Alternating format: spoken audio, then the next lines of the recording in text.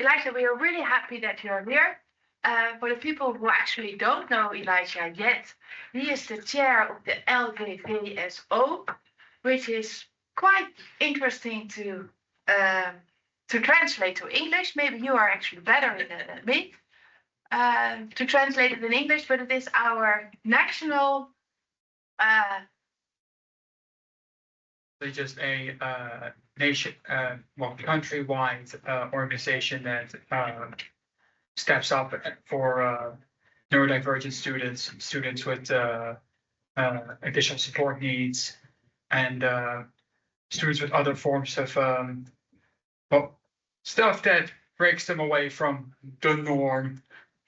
So actually everything that we are talking about today, Elijah stands for. So we are really happy that you are here and really proud that you want to give a presentation to us.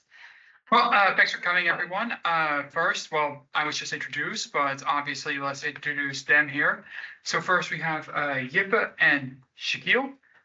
They are also members of the LBVSO board, and also with us we have, would you please introduce yourself and the organization? My name is Ivar Bergman. I run a charity to help youth go professional education to higher education. So from educational needs to MBO, HBO, and BO, for a summer program, interactive workshops throughout the year. Charity called the motto bleu, by the way. Yes, yeah, totally not a roundabout way to dodge trying to pronounce the organization's name, because I can't speak French to save my life. We will show you what the neurodiverse students experience on a daily basis at schools and what needs to change. The first things first, who the heck are we even? And what the heck even is an LBVSO or LSPX? I'll get into that in a bit. Well, we advocate for all children and young people aged 4 to 27 with a disability or additional support needs. They are either in special education, secondary education, practical education, vocational education, aka MBO as it's called in the Netherlands, higher education or HBO as it's called in the Netherlands, university or receive day treatment. Some are at-home students. The reason for the LSPX name change is because at one point, we did start as just a organization that just represented students in special needs schools. Within a year or two, that expanded way beyond what we initially thought we would expand to. So hence the name change, which roughly translates to, well, in the Netherlands we have two different words for student, but so the literal translation is student and student. Yeah.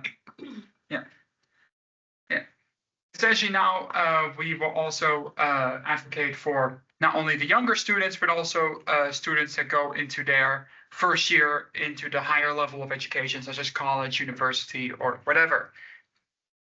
But first, time for a little reality check. Before we talk about the solutions, we first need to identify the problem, of course. And the reality of the situation is that even just outside these very walls, outside the doors of this building, the world is a hostile place for a lot of neurodivergent people, and this video will help illustrate that.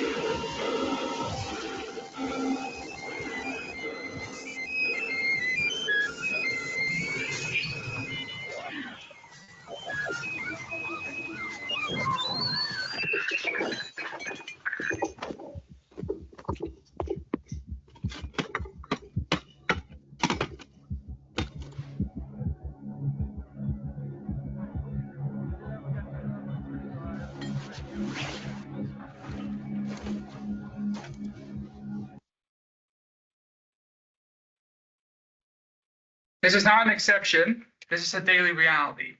And as long as this is what the school feels like, as long as this is what even the world outside feels like, the world will never be quite as inclusive as we'd like it to be. Inclusion simply just would not exist otherwise. And this is exactly why we are still far away from an inclusive school system, let alone an inclusive society. Because inclusion without the right conditions doesn't really help anyone.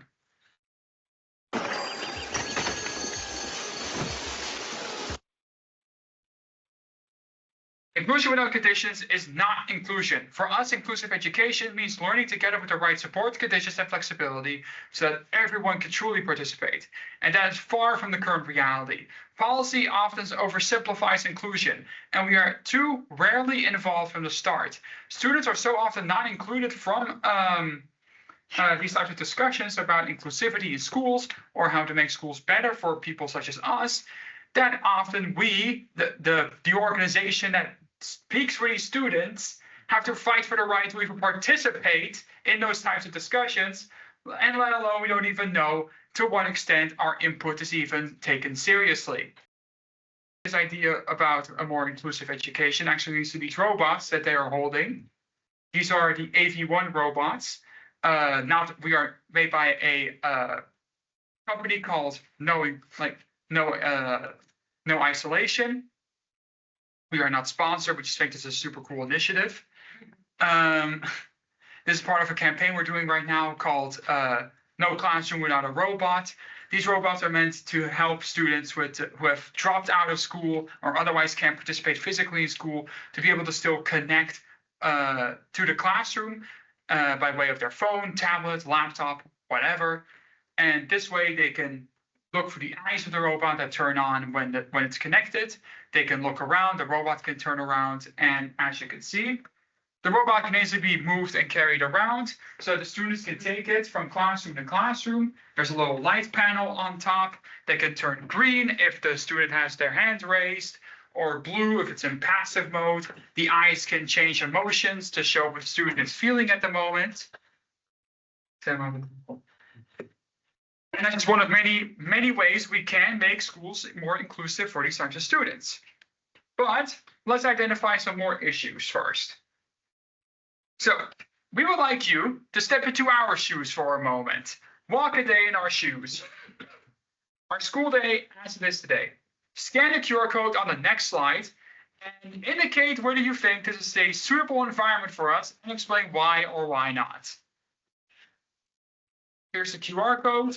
If you need any help, be sure to raise your hand and either Shaquille or Yippa will come help you.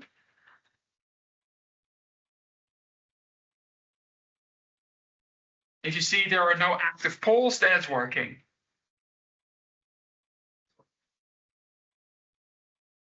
One ready? Scan the QR code. And if the QR code doesn't work for you, then you can go to slido.com and then put in the code. Yeah. Yes, everyone ready? Yeah.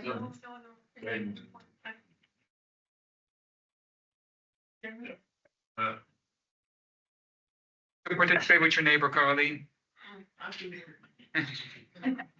we have to put on time.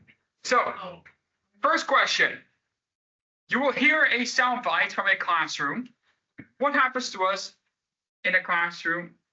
Actually, it's not a soundbite first. First things first, just the image. Here you see a average classroom, you could say, especially in Dutch education, a lot of classrooms look like this. What do you think happens to us in a classroom like this? Oh, it's all in Dutch. Apologies for that. What do you think happens to us in a classroom like this? Either quiet, motivated, focused, terrified, anxious, or overstimulated.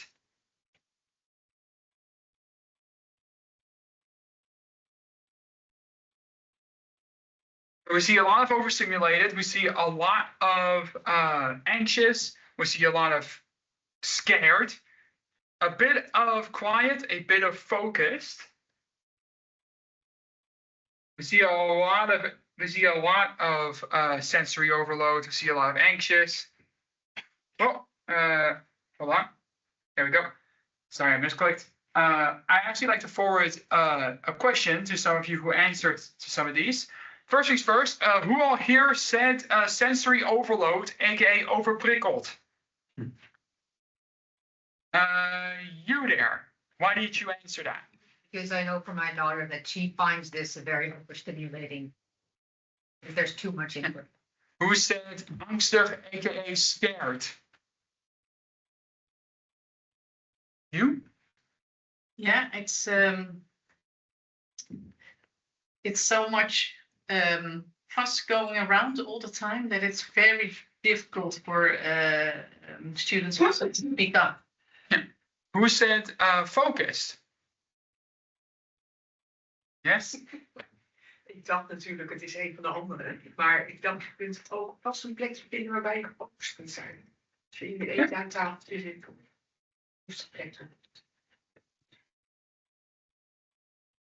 Next up. A typical schoolyard. Would you be able to function here, or does this environment already push you out? What do you feel with this? Either, again, quiet, motivated, focused, scared, anxious, or overstimulated? So we see a lot of overstimulated, we see a lot of anxious, we see a lot of the same emotions coming back. Only one answer, right? Only one answer.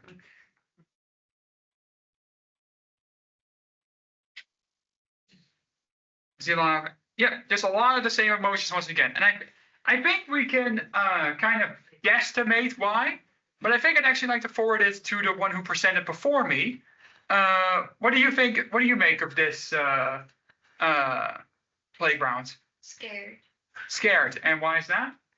Yeah, because then I would need to think, how should I pass by these people? Yeah. And then the gentleman that came before me, what do you make of this? Yeah, for me, the environment is very open and unstructured, and I don't know any of these people. Mm-hmm. So I find it very hard to predict what they will be doing in the near term.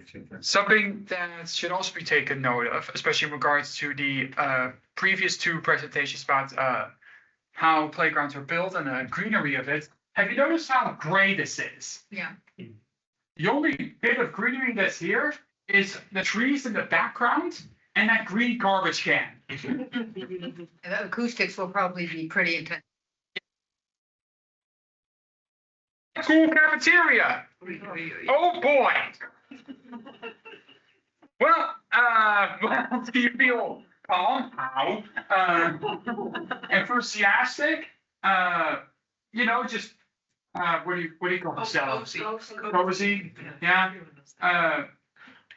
Stressful, scared, or overstimulated once again. But I think I could hear from the crowd reaction. Oh yeah, that checks out. Let's see, Caroline, what do you make of this one? Yeah, overprickled, overstimulated, and especially I think this resonates very well also with Claudia's presentation, the noise. This type of environment is very familiar to Shaquille and I know from the school we met at. Jippe, what about you actually? Does your school's cafeteria look like that? No, it's more calm somewhere. Mm-hmm. But also very there's a wall with a lot of There's like a wall dividing it. there's a wall with a lot of small things on the wall. Mm-hmm. That's a lot of different pickles somewhere. Okay. And Shaquille, this looks very familiar to you, doesn't it? Our school cafeteria from back in the day looked pretty much exactly like this. And we went to a special education school. So it was designed for the purpose of being friendly to neurodivergent people, which it failed fantastically at.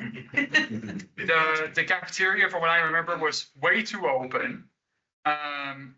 The tables made way too much noise, and because they keep sliding around all the time. And it did not help that our school was full of very rambunctious students. So all the noise from them would just echo all over the room, no matter where you were. It got to the point where Shaquille and I, our cafeteria was underneath the stairs because that was the only remotely quiet spot. The colors also affect you? Because it's Well, red and yellow. It depends on the people. Like colors are not such a big thing for me. I don't know about Shaquille and Yip, how much that affects them. A lot of indrukken. Yeah. Personally, for me, no. Yeah, and again, it just shows the wide range of what can affect different neurodivergent people. But obviously, what we need, this is the gap. What we experience and what we actually need and deserve. Now, let us show you what an inclusive school truly looks like.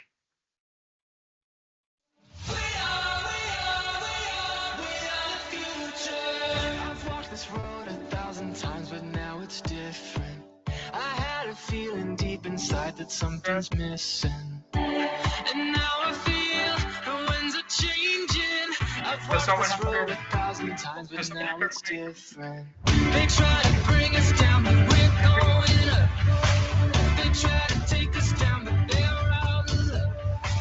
We're climbing every mountain, never gonna give up. No, we're never gonna give up. No, we're never gonna give up. We won't stop. We're climbing higher. We won't stop. Watch us spend the fire. We won't stop. I know you heard the rumors. We are the future. We are the future.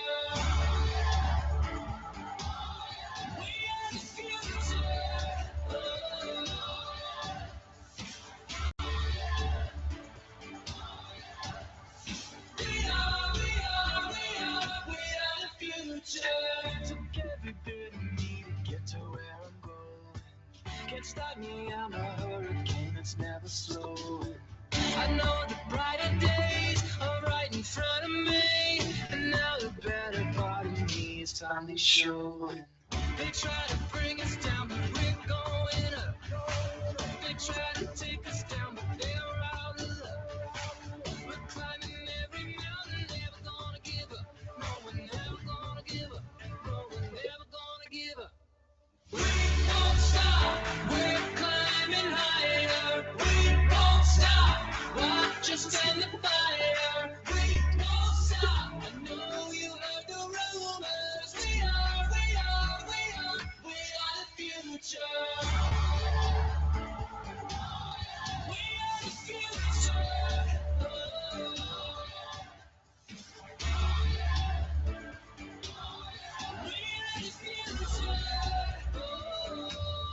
Do you believe it? Can you feel it?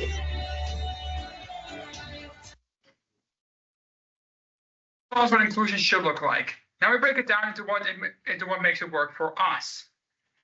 The school cafeteria, a space of calm, choice, and structure so we can actually be here. A hallway, wide, calm, and structured so we can move without stress. Acoustic panels, reducing noise means reducing stress and more learning. A flexible classroom, with a flexible layout, immediate adjustments so it works in the moment. A supportive schoolyard, a space that gives us options and reduces overwhelming sensations. Room to be present and to step away. So a spacious environment, spaces that adapt, and calm and low stimulation zones. These are the key ingredients to make it Powerpuff Girls, I guess. No, to make the perfect school environment. With accessible environments, learning that fits, and learning and growing together. So what for you is the most important about an inclusive school environment? Accessibility, flexible rooms, quiet and not overstimulating, or everything is important?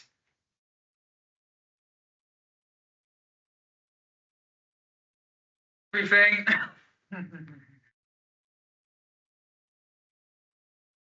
I do see three little rebels. Who are the rebels here who did not vote for everything is important? Yeah, because personally, ADHD, so it means also important to also have like places I can have energy at. Mhm. And I'm curious for chaos. So I think indeed it's very important for many students. You need kind of like chaotic environments, where to function more fully. It's also important for the kinds of mental layout you have. It's kind of cool layouts fit through that. And we want to go to another previous presenter. What about you? Me. Yeah. I think all of the above, yes, but I also think how do they work together? Like how does one influence the other?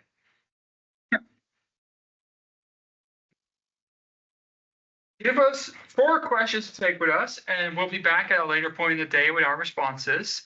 Raise your hands if you have any questions for us, actually, in regards to.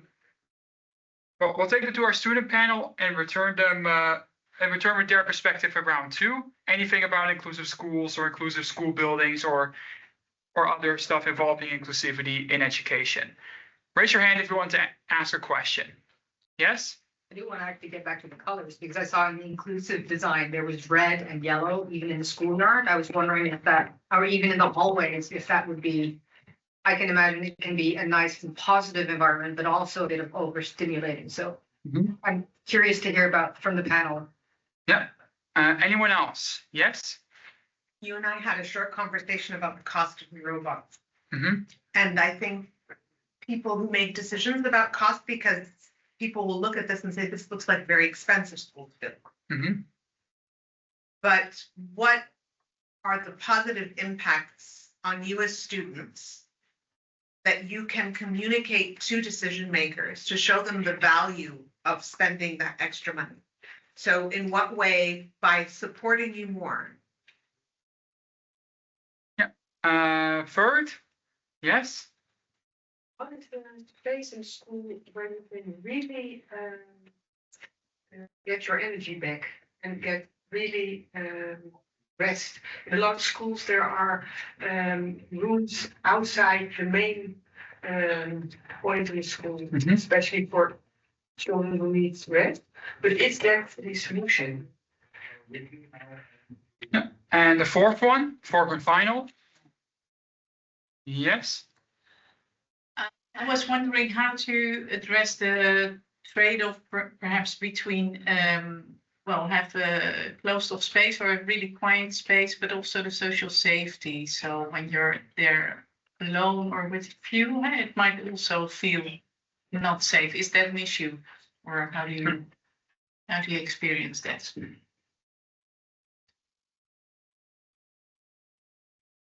One more thing before we head into the. But we only have space for 4. Literally what it says there. Okay, final thing before we go into the lunch break, because we are a bit over time. We've also designed in the student panel our ideal school chair, and we'll be back with it shortly. But now it's your turn.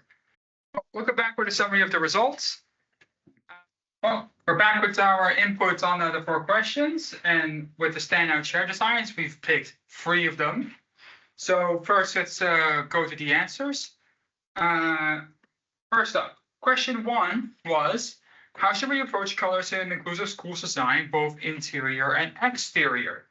Well, use calm, non-overstimulating base palettes and add clear, consistent accent colors. Avoid harsh contrasts, overly bright hues, or busy patterns that can overwhelm neurodivergent students. Does anyone have any questions or comments about this answer? Yes? This is a bit in contrast with. Yes. I was wondering about that because like Yeah. the red colors, that was in the Yeah. example of the inclusive school. Yeah, that was in the big video compilation, yes. That was a design for a school, I believe it was in Hong Kong, that was built to be an inclusive school. Obviously, I did not pick out the school's design, but that staircase, for example, with the bright color, was more meant to illustrate like how open the staircase was, how easy it was to navigate around it. It was more meant to illustrate that. Take the colors literally. Yeah. Because yeah, the colors were very bright, like very bright yellow. Yes? Is it bright or is it warm? Taking back on the view was more of a warm yellow. So I can see how that could have a calming effect. Different, huh? Yeah. Yes? Is there a moment where having so many tamed color, quiet color, does it feel dull at some point? Or is there some in between, like your own background doesn't feel dull? And it's not overwhelming either. Exactly. But these are complementary colors that, while not overwhelmingly bright, are still interesting enough to not be dull. Like when I say this, I don't mean, oh, use like, oh yeah, don't be my mom and only use beige for interior design.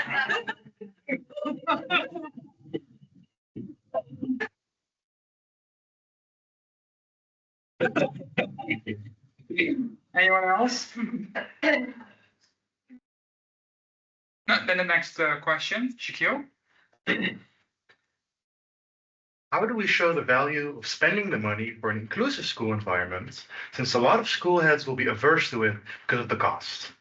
Frame it as a long-term impact by tying it to measurable benefits such as attendance, performance, well-being, and emphasize that many inclusive features, lighting, acoustics, layouts, benefit all students, not just a subset.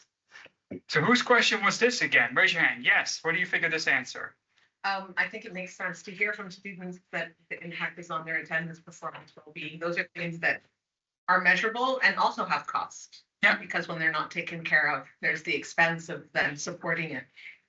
Yes. Anyone else would like to would anyone else care to comment about this?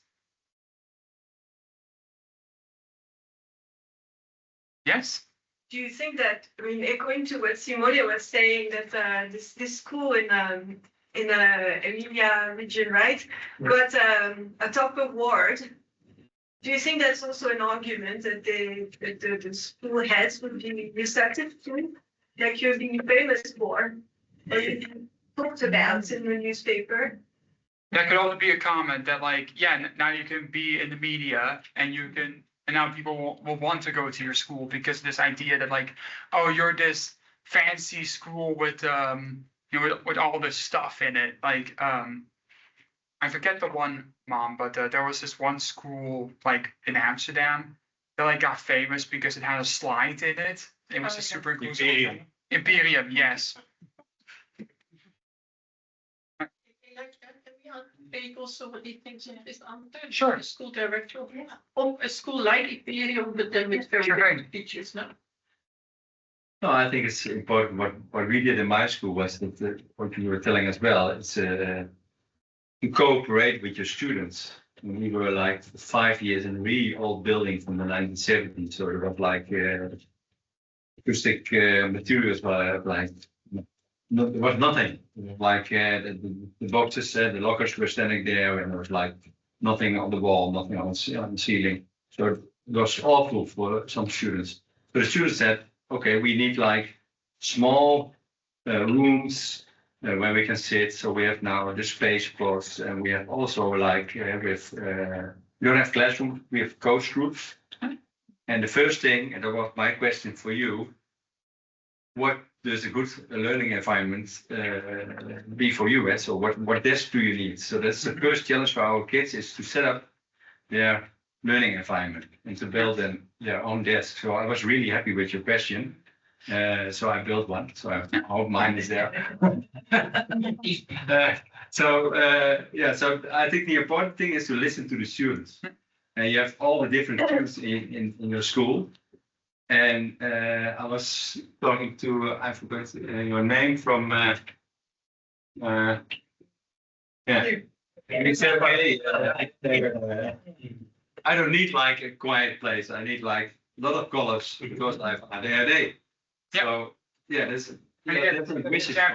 So but you have them all in the building. So the thing is that the playground, you need like the busy things and exactly right. To go out. That's why this, for example, is very colorful, but it's still calming enough to not be overstimulating. Yeah, so you need both, I think. Yeah, exactly. Jippe? what is space in an inclusive school where you can get your energy back? A designed space to reset and calm down, such a special room in the school or even an empty classroom. So who was this question again?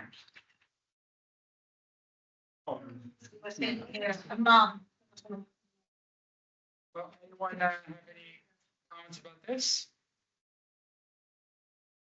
Yes. Yeah, Yeah. I kind of also have Yeah. a very similar question that I. And the mother. And the mother. And we're not talk over him, please. Kind of similar question, but I didn't ask it at the time, but I was thinking about this empty classroom. How is that? If it's an empty classroom where you can go, we also have it here, like there's another room where you can sit for a moment, but it's just an empty classroom. Does that? It's honestly, it works very well. You'd be surprised. It feels like, in a way, non-welcoming to me if I would arrange just an empty classroom for somebody. It feels like, okay, I'm not doing my job. Yeah, but an empty classroom, they can pick where they want to sit. It's familiar. They have a table in front of them. If they want to, they can sit in the teacher's fancy desk chair. And it's quiet. That's the big thing. And they can even like have the lights turned off so they could just sit in like an area that's not bright. Like an empty classroom, surprisingly, is perfect. Big window. Yeah, big windows as well. Okay, then question 4. Yes. Yeah, would you care to come up, please? Sure. So, question 4. Yeah, in these spaces. So basically, what I personally always find very important, get to take into account there are two. No, I mean read the question. Answering emails from my phone. So the question 4 is how to address trade-off between all-inclusive space and social safety in schools, where some of those spaces can feel not safe. So the answer is well. Yeah. Design in between spaces with visibility reviews, partial enclosures, transparent elements such as glass or screens, and clear sidelines for supervision. Avoid hidden corners. So who was this question again? Alan is, yeah, but I think it's a similar question we were discussing. Yes. Social safety is a really one big issue these days. Besides, there are also bullying issues in school. So that is you want the space to be open and still feel inclusive and like a kid or students can hide away, but also that they're not out of sight, because that's when something like that can happen. Like you don't want them to be able to fully hide away somewhere to the point where they're out of your vision and practically anything can happen to them. Anyone else want to make a comment? also wondering about the monitoring, digital technology to monitor. Is that something for you, like for that kind of space to be as considered as threatening, or is Do you mean like tracking things in like students' phones or something? Or? No, not that one, but like some kind of this kind of a public space in the school, in the building. Something like that could work. Just depends on how you approach the technology, because technology like that, you can very well be overreaching, or like you can have way too much overreach with that, and then it makes students uncomfortable. Watch the Black Mirror episode about Mother Will Protect You. Yep. Then we have the chair designs. We have three picked out, like we said, because we had a very harsh judge with us, architect Carl Wannerdam. And well, we picked out 3 chairs. So if you see your chair on the next slide, raise your hand.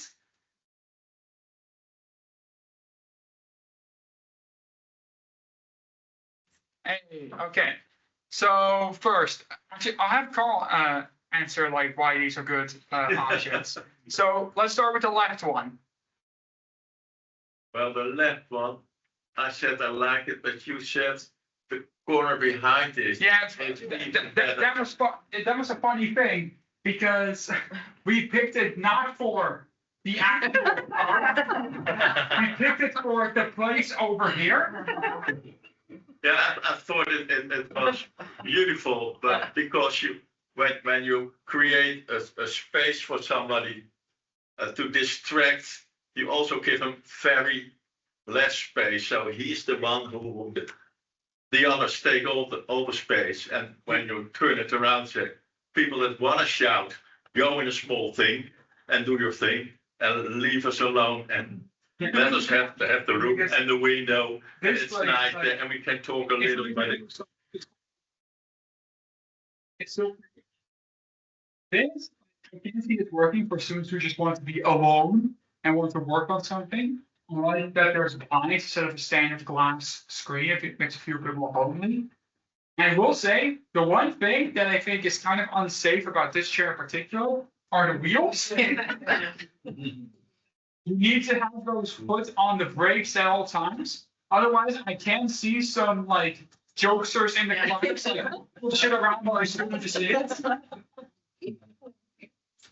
Okay, then we have the middle one, Carl.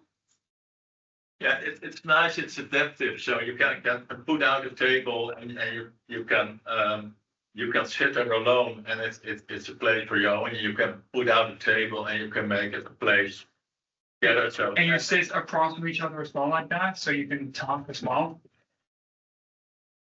Finally, the one on the right. Yeah, it's lovely. It's a kind of womb, I think, and it's little children in it. So that it's when you want to say the best place was in your mother's belly, wasn't it? And after that, it only came words. So going back to when it all was being true. So I think I'm just noticing this about the image. I think that's like a socket, or like an electric socket. Yeah. Why not have little Lisa charge her iPhone and do scroll TikTok.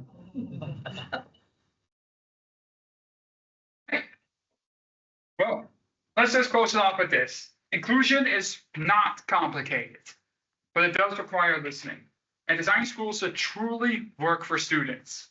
We're glad to see so many experts and researchers here on this day, working with us and building for belonging to make this, and maybe not those chairs exactly, but the idea of those chairs, a reality.